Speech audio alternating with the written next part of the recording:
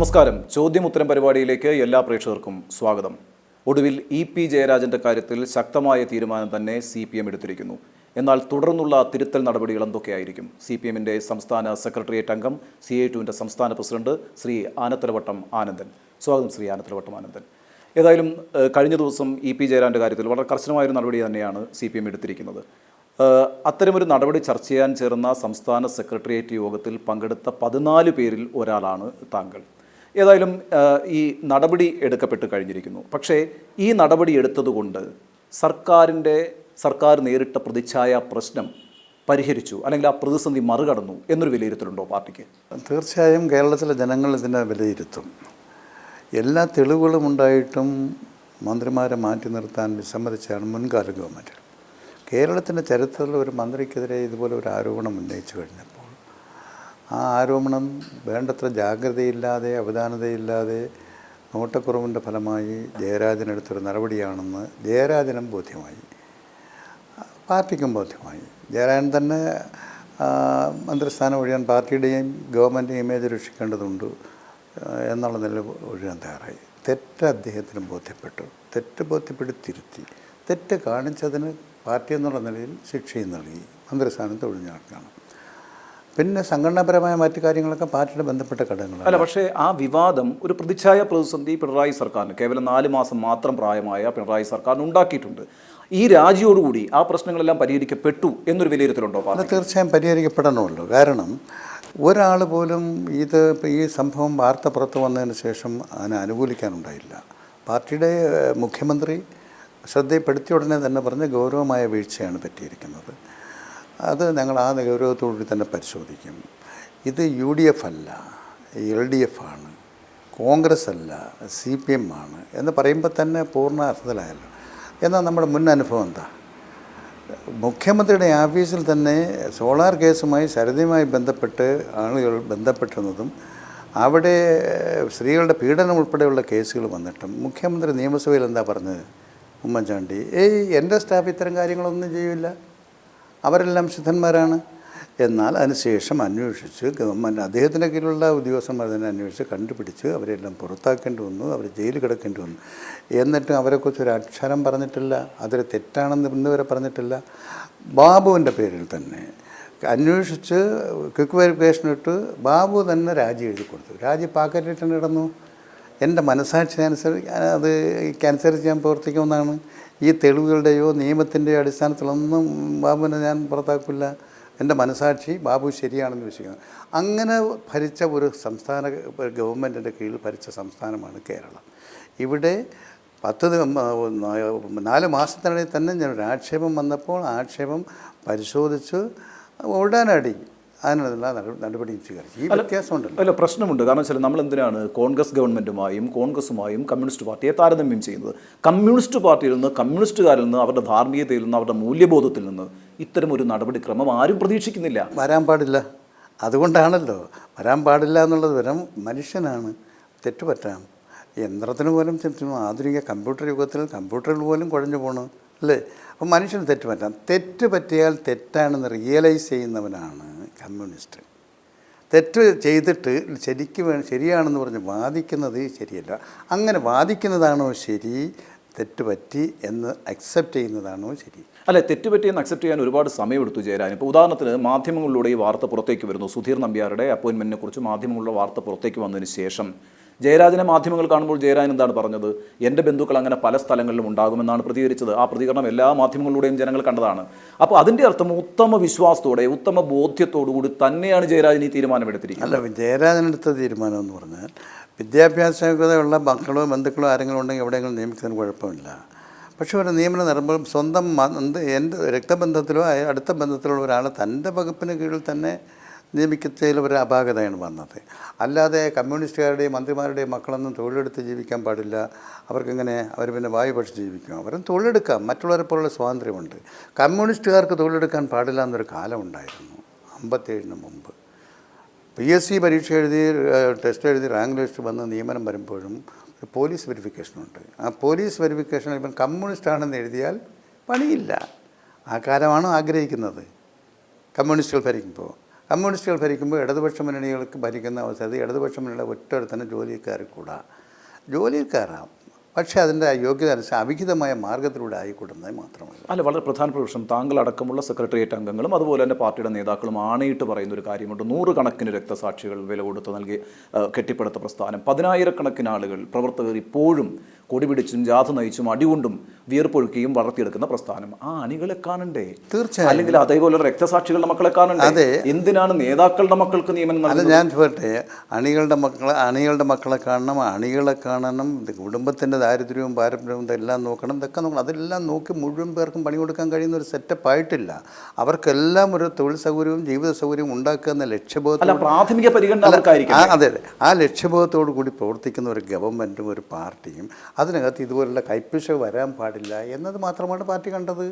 ഈ മറ്റത് തന്നെയാണ് ലക്ഷ്യം.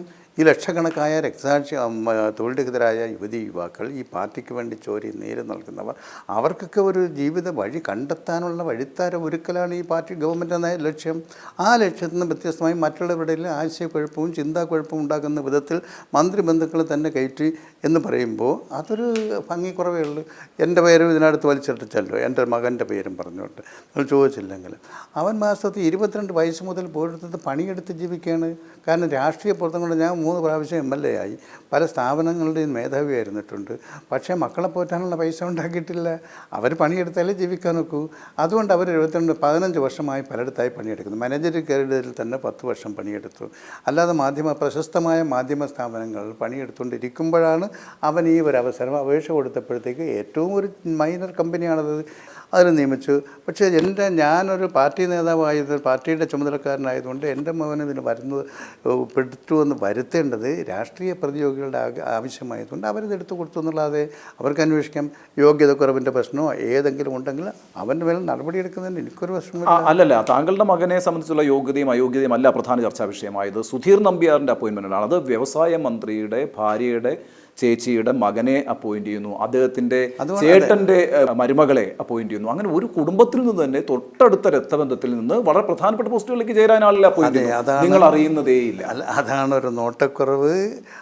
വേണ്ടത്ര അവധാനത്തോടു കൂടിയില്ല ചെയ്തത് തെറ്റാണ് എന്ന് പാർട്ടി കണ്ടെത്തിയതും ആ തെറ്റ് റിയലൈസ് ചെയ്തു ജയരാജനാണ്. അതാണ് ആ പ്രശ്നത്തിൽ സമാപിച്ചത്. അല്ല, അതത്ര ലളിതമായ നോട്ടക്കുറവാണോ? അത്ര നിസ്സാരമായി അത് കാണാമോ?